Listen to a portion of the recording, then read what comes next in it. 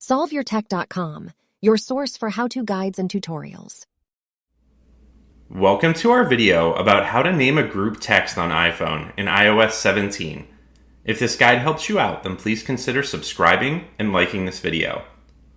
If you have a lot of group messages on your iPhone that contain a lot of the same contacts, then it can be difficult to select the correct conversation when you want to send a new message. Fortunately, you can name your group text by opening the Messages app.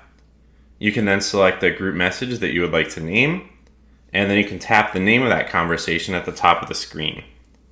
Here you can select the Change Name and Photo option, and then you can tap inside of the Enter a Group Name field and type the name of the group message that you would like to use. Once that name is entered, you can tap the Done button at the top right, and then you can tap Done again, and you'll see that the group message name has been updated, and it's updated here as well. Make sure to like this video and subscribe to our channel to see more tech guides like this one.